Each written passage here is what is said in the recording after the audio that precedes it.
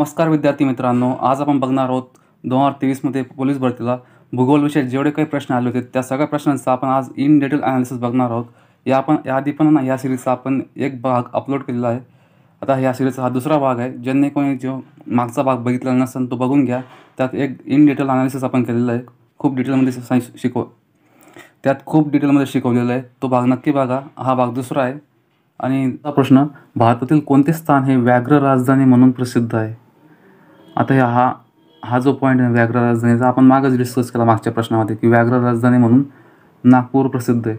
आपण नागपूरविषयी बघितलं की ते 0 माईल शहर आहे. त्याच्यानंतर व्याघ्र राजधानी म्हणून प्रसिद्ध आहे. नागपूरची संतीमुळे ते वॉरन सिटी म्हणून पण ते ओळखलं जातं. हे फॅक्ट आपण नागपूरविषयी बघितले. तर हा 2023चाच प्रश्न आहे पोलीस भरतीला आलेला, आणि याच्या आधी पण भरपूर वेळेस येऊन गेलेले आहेत. त्यामुळे ही फॅक्ट फार महत्त्वाची. आणि तसंच अकोल्याला काय म्हणतात? अकोल्याला म्हणतात cotton city of India. Cotton city म्हणतात अकोल्याला. आता यवतमाळला कापसाचा जिल्हा म्हणतात, आणि याला कापसाचं शहर आहे अकोला. कॉटन सिटी आहे हे, आणि यवतमाळला कापसांचा जिल्हा म्हणतात. हा डिफरन्स लक्षात असतो त्याच्यातला, यवतमाळ आणि अकोल्यामधला. पुढचा प्रश्न आहे, 0 माईल कोणत्या शहरात आहे? परत तोच प्रश्न आला. आता हे 2023चेच प्रश्न आहे सगळे. मी 2023चेच प्रश्न काढून आणले जे पोलीस भरतीला आलेले आहेत.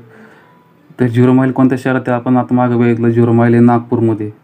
आता भरपूर वेळेस झालं आपलं ते की नागपूरला 0 माईल शहर म्हणतात, नंतर मग ऑरेंज सिटी पण म्हणतात, टायगर कॅपिटल ऑफ इंडिया पण म्हणतात. आता हे घडी यासाठी सांगतोय कारण की तुम्ही परत परत ऐकल्यामुळे तुमच्या कानावर पण येईल ते, आणि इथंच तुमच्याकडून ते पाठ घेण्याचा माझा उद्देश हा. नंतर पुण्याला काय म्हणतात? पुण्याला म्हणतात डेक्कन क्वीन, दख्खनची राणी म्हटलं जातं पुण्याला. आणि मुंबईला काय म्हणतात? तर मुंबईला 7 बेटांचे शहरसुद्धा म्हटलं जातं. इथं दिलेलं आहे हे 0 माईल नागपूरमधलं. 13वा नंबरचा क्वेश्चन, भारताने अवकाशात सोडलेला पहिला कृत्रिम उपग्रह कोणता आहे? आर्टिफिशियल सॅटेलाईट कोणता आहे पहिला? तर तो आहे आर्यभट. आर्यभट हा भारतातला पहिला आर्टिफिशियल. आणि कधी सोडला होता भारताने हा अवकाशात? तर 19 एप्रिल 1975ला हा अवकाशात सोडला होता.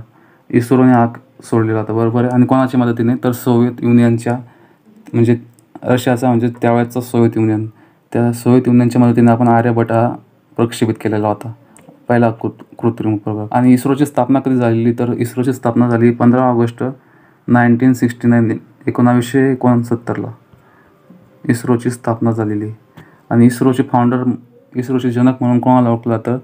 तर विक्रम साराभाई यांना इस्रोचे जनक म्हणून त्यांना ओळखलं जातं. अजून त्यांना भारतीय अंतराळ कार्यक्रमाचे जनक म्हणून सुद्धा ते ओळखले जातात, विक्रम साराभाई.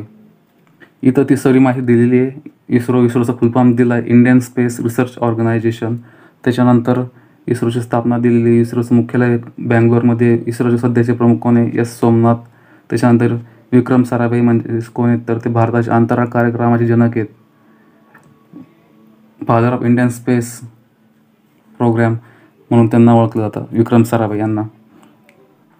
पुढचा प्रश्न आहे, चिल्का सरोवर कोणत्या राज्यात आहे? तर चिल्का सरोवर हे ओडिसा या राज्यात आहे. आणि सर्वात मोठं खाऱ्या पाण्याचं सरोवर आहे चिल्का सरोवर जे आहे. इथं ओडिसा दाखवलेलं आहे. हे इथं ओडिसा, ते ओडिसामध्ये इथं किनाऱ्यावर जे आहे बारीक, तर ते आहे चिल्का सरोवर.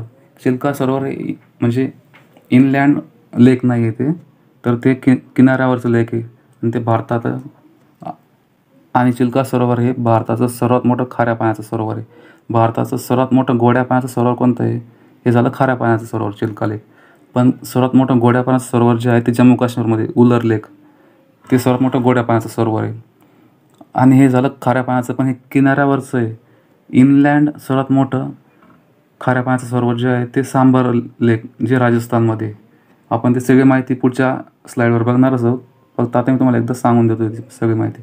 आणि तसंच आंध्र प्रदेशमध्ये सुद्धा एक महत्त्वाचं आहे, ते म्हणजे इथं ओडिसामध्ये चिल्का लेक झाला, तर त्याच्या खालीच आहे कोल्लेरू लेक आंध्र प्रदेशमध्ये. आणि त्याच्या खालीच परत थोडं पुलिकत लेक आहे आंध्र प्रदेश, आणि तमिळनाडूमध्ये ते येतं पुलिकत लेक.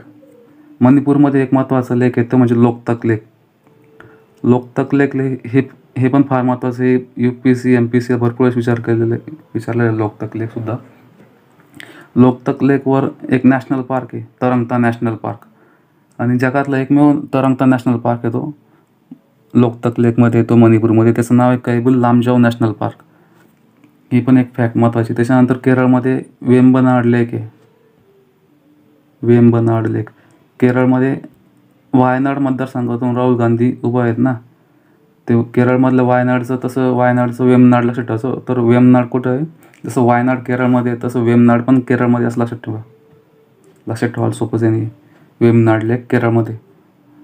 इथं या सरोवरांची माहिती दिलेली आहे. तर चिल्का सरोवर हे सर्वात मोठे खाऱ्या पाण्याचं सरोवर, हे खाऱ्या पाण्याचं सरोवर आहे. तर उलर लेक जम्मू काश्मीरमधलं हे सर्वात मोठं गोड्या पाण्याचं सरोवर आहे. आणि सांबर सरोवर हे देशांतर्गत सर्वात मोठे खाऱ्या पाण्याचं सरोवर आहे. चिल्का लेक जे आहे ते खाऱ्या पाण्याचं सरोवर आहे, पण ते किनाऱ्याला लागून आहे.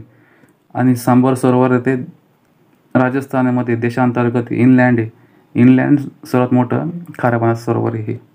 नंतर वेमनाड सरोवर आपण बघितलं केरळमध्ये. कोल्लेरू लेक जे आहे ते आंध्र प्रदेशमध्ये. पुलिकट लेक जे आहे ते आंध्र प्रदेश व तामिळनाडूमध्ये. आता ही इकडची पूर्वची जी किनारपट्टी अशी सपोज, तर तिथं वर उडीसा आहे. उडीसामध्ये आहे चिल्का लेक. इथं आहे चिल्का. आणि नंतर आंध्र प्रदेशमध्ये आहे कोल्लेरू लेक. आणि त्याच्या खाली इथं आहे पुलिकत लेक. ते अल्फाबेटिकल ऑर्डरनुसार बघा. सर्वात पहिले सी आहे, सी नंतर मग के असतो आणि के नंतर मग पी येतो अल्फाबेटिकल ऑर्डरनुसार बघितलं तर. तर इथं वर आहे उडीसामध्ये चिल्का लेक, आंध्र प्रदेशमध्ये आहे कोल्लेरू लेक, आणि आंध्र प्रदेश प्लस थोडाफार तामिळनाडूचा भाग आहे तिथं आहे पुलिकत लेक. तर हे सी के पी हे लक्षात ठेवायचं.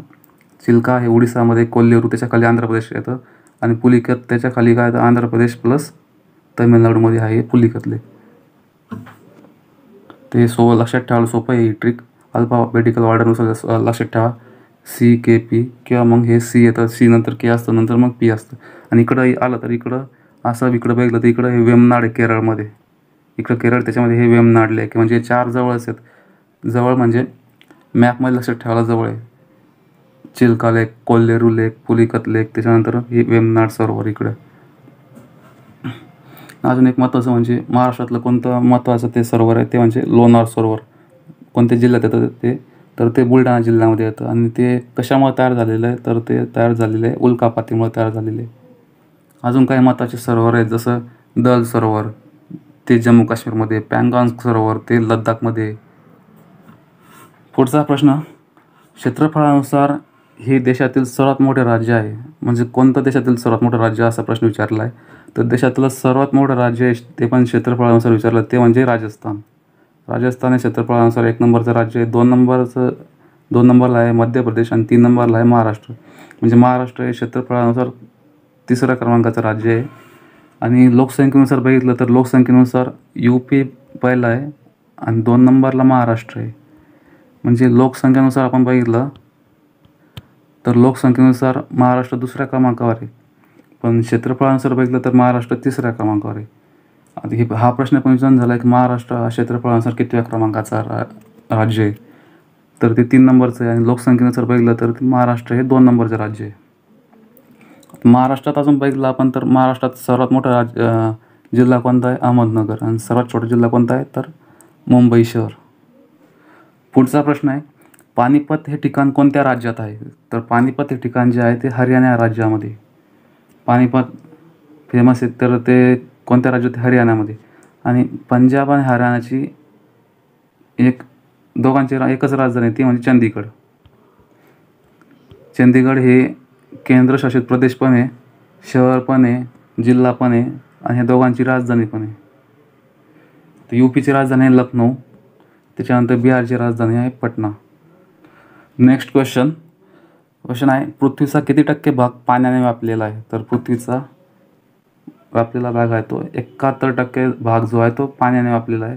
उरतो किती, 29%. 29% भाग हा जमिनीने म्हणजेच भूखंडांनी आणि द्वीपकल्पांनी हा व्यापलेला आहे. 29% भाग हा पाण्याने व्यापलेला आहे 71, आणि 29 हा उरला जमिनीने व्यापलेला आहे. नेक्स्ट क्वेश्चन, महाराष्ट्र राज्यात क्षेत्रफळाने सर्वात मोठा जिल्हा कोणता आहे. तर महाराष्ट्र राज्यामध्ये क्षेत्रफळाने सर्वात मोठा जिल्हा आपण आत्ताच बघितला तो म्हणजे अहमदनगर. आणि सर्वात छोटा कोणता आहे तर मुंबई शहर. तर 2 नंबरचा सर्वात क्षेत्रफळानुसार 2 नंबरचा मोठा जिल्हा कोणता आहे तर तो आहे पुणे. आणि पुण्यानंतर कोणता आहे, नाशिक. म्हणजे पहिले 3 मोठे कोणते राज्य आहेत, पहिले 3 मोठे जिल्हे कोणते, तर ते आहे, पहिला आहे अहमदनगर नंतर पुणे, आणि पुण्यानंतर नाशिक. हे 3 सर्वात मोठे जिल्हे आहेत. आणि सर्वात लहान जिल्हा कोणता आहे तर मुंबई शहर. आणि मुंबई शहरपेक्षा थोडंसं मोठं कोणतं आहे तर मुंबई उपनगर. म्हणून क्षेत्रफळाच्या दृष्टीने सर्वात लहान मुंबई शहर आणि खालून 2 नंबरला आहे मुंबई उपनगर. पुढचा प्रश्न, वाघासाठी राखीव असलेले जिम कॉर्बेट नॅशनल पार्क जे आहे ते कोणत्या राज्यात आहे? तर जिम कॉर्बेट नॅशनल पार्क हे उत्तराखंड या राज्यामध्ये. काही महत्त्वाचे नॅशनल पार्क आपण अजून बघणार याच्यात, ते म्हणजे मध्य प्रदेशमधले नॅशनल पार्क कोणकोणते ते महत्त्वाचे, आणि ते भरपूर एक्झाममध्ये विचारले गेले. फक्त पोलीस भरती सेवाच नाही, बाकीच्या एक्झाममध्ये पण विचारले गेलेत. मध्य प्रदेशचे कान्हा नॅशनल पार्क आहे, ते भरपूर वेळेस विचारलं एक्झाममध्ये. त्याच्यानंतर बांधवगड नॅशनल पार्क आहे, बांधवगड आणि कान्हा नॅशनल पार्क हे भरपूर वेळेस विचारले. त्याच्यानंतर कर्नाटकमधलं बंदीपूर नॅशनल पार्क असेल, बंदीपूर हे कर्नाटकमधलं नॅशनल पार्क आहे, हे पण फार वेळेस विचारलं आहे. तर त्याच्यानंतर आसाममधलं कांजीरंगा नॅशनल पार्क असेल, ते पण भरपूर वेळेस विचारले आहेत. आता महाराष्ट्रामध्ये किती नॅशनल पार्क आहे? महाराष्ट्रात एकूण 6 नॅशनल पार्क आहेत, आणि ते कोणत्या जिल्ह्यात आहे ते पुढच्या स्लाईडमध्ये बघू आपण. तर इथं दिलेले काही महत्त्वाचे राष्ट्रीय उद्याने आपण बघितलं, मध्य प्रदेशमधले कान्हा आणि बांधवगड, नंतर बंदीपूरमधलं कर्नाटकमधलं बंदीपूर नॅशनल पार्क बघितलं, आसाममधलं काझीरंगा आहे, त्याच्यानंतर गुजरातमधलं गीर नॅशनल पार्क आहे. आता महाराष्ट्रात 6 नॅशनल पार्क आहे.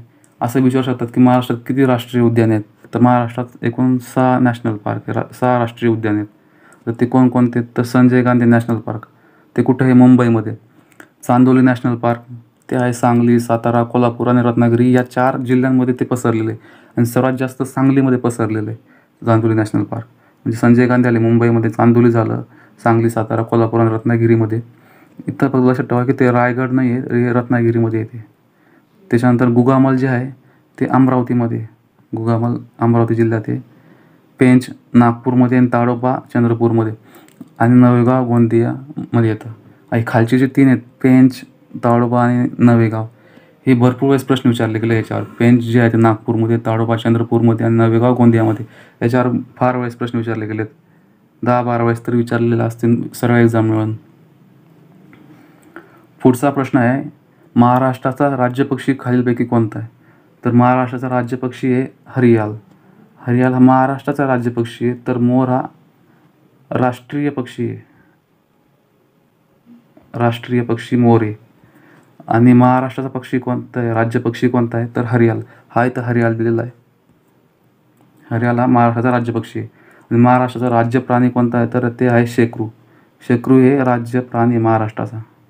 इथं सगळं दिलेलं आहे. ते महाराष्ट्राचा राज्य प्राणी कोणता आहे? तर शेकरू. हा शेकरू इथं दिलेला, तो महाराष्ट्राचा राज्य प्राणी आहे. महाराष्ट्राचं राज्य फुलपाखरू कोणतं आहे? तर ब्ल्यू मॉर्मॉन.